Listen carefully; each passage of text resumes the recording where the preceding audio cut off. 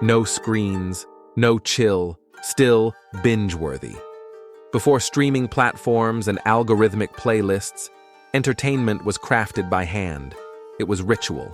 It was community.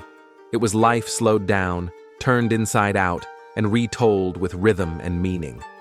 In feudal Japan, the samurai class, warriors of discipline and prestige, spent most of their time not fighting. Months, even years, might pass between battles. And during that time, they didn't just sit around sharpening blades. They immersed themselves in cultural arts, intellectual games, and performances that revealed more about honor and society than combat ever could. Samurai weren't just sword wielders. They were poets, aesthetes, gossip lovers, and philosophers in armor. And their version of Netflix? It was scattered across tea rooms, temples, theaters, and yes, bathhouses. This is the untold story of how Japan's warrior elite passed the time, with no electricity, but no shortage of drama. Noh and Kabuki, prestige drama, samurai style. When a samurai attended a Noh play, he wasn't there to laugh or relax. He was there to reflect. Noh theater, developed in the 1300s, was deeply minimalist, almost dreamlike. Performers wore carved wooden masks, each representing a single emotion or spiritual state. The movements were slow, deliberate, meditative. A slight tilt of the head could signal heartbreak. A single drum beat could echo lifetimes. The stories weren't simple either. Noh explored themes of loss, impermanence, karma, and redemption. Many featured wandering monks encountering spirits or warriors reliving tragic pasts. Samurai watched these plays to strengthen their understanding of impermanence. A concept central to Zen Buddhism and the warrior's life. Then, in the early 1600s, Kabuki erupted like a firework. Wild colors, dancing, sword fights, and scandalous love affairs. It was loud, it was unpredictable, and it was dangerously popular.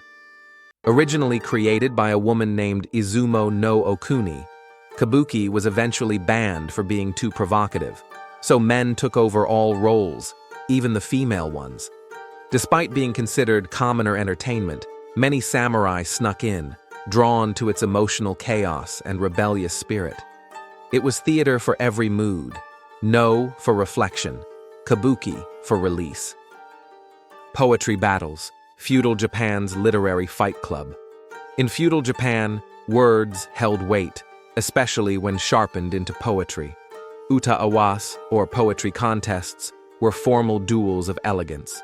Competitors would face off using waka, 31-syllable verses, or the newer haiku, capturing moments in just 17 syllables. A prompt might be something like autumn wind or unspoken love.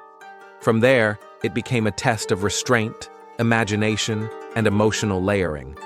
These weren't casual hobbies. A samurai's ability to write verse could affect how they were perceived at court. A clever seasonal reference could boost your standing. A clumsy metaphor? Social suicide. These events were judged with as much seriousness as a sword match. Sometimes in private homes, other times before a lord. Some contests had multiple rounds, with winning verses copied onto scrolls and preserved in literary records. Even warlords like Toyotomi Hideyoshi participated in poetic exchanges. Because in a world ruled by form and etiquette, poetry was a battlefield where blood wasn't spilled, but reputations were made or broken. Storytelling, duels, and fireside lore. Before books were common, and long before screens, stories were passed down orally, told by travelers, monks, and elders around fires or in temple courtyards. Storytelling nights were immersive events. The room would fall silent. A single voice would fill the space, conjuring fox spirits that wore human faces, swords possessed by vengeance, or lonely spirits that wandered misty forests. Some tales, like the tale of the Heike, were war epics told with accompanying biwa lute music. Others were ghost stories, meant to chill the soul and keep listeners up at night. Samurai didn't just listen. Many learned to tell stories themselves. A well-told tale could entertain troops, calm tension during diplomacy, or impress a court. These duels of imagination weren't about winning. They were about mastery of rhythm, tone, pacing, and knowing exactly when to pause. In a time where you couldn't skip intro, the intro was the invitation into a different world, built from breath and memory alone. Bathhouse Gossip, feudal Japan's reality TV. The Sento bathhouse wasn't just for getting clean, it was for getting caught up. In towns and cities across Edo period Japan, bathhouses were the social epicenters. And while status dissolved with the steam, no armor, no robes, no titles, information did not. You might enter alongside a rice merchant, a minor noble, or a ronin. In the heat of the room, whispers started. "Did you hear Lord Asano's daughter is betrothed? I heard a samurai was exiled over a fan insult. That new monk? They say he used to be a bandit." For samurai, this was delicate terrain. A slip of the tongue could lead to duels, dismissal, or disgrace. Yet many used the bath strategically to gather intel, test rumors, or deflate tension with small talk. In a sense, it was their Twitter feed, or maybe their Reddit, a place where information flowed fast and reputations rose or fell with nothing but steam and hearsay. Go and Shogi, games that weren't just games. For the samurai, downtime was training, just with fewer bruises. The board game. Go, though deceptively simple in appearance, was a battlefield of slow tension and sweeping strategy. Players placed black and white stones on a grid, trying to surround and capture territory.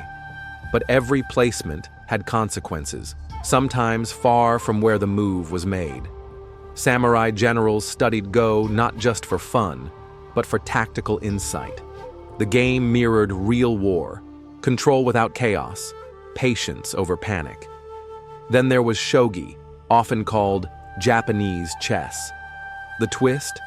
Captured pieces could be redeployed by your opponent. This meant that every mistake was recycled, and betrayal was literally built into the rules.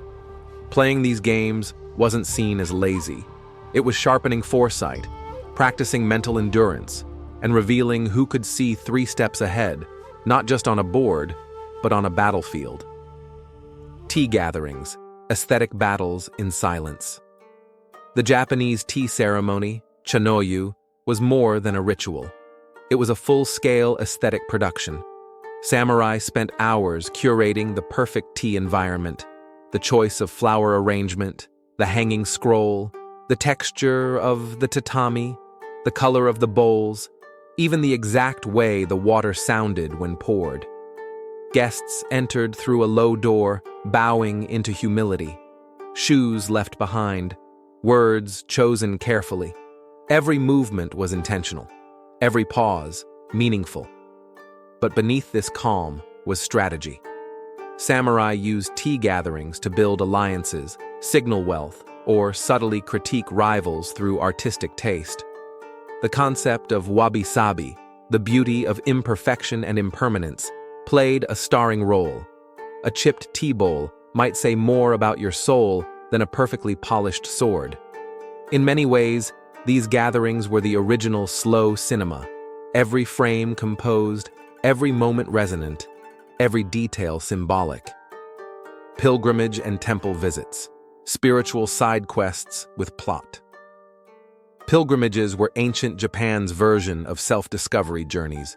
Samurai, merchants, and commoners alike took to the roads to visit famous shrines and temples like Ise, Mount Koya, or the 88 Temple route of Shikoku.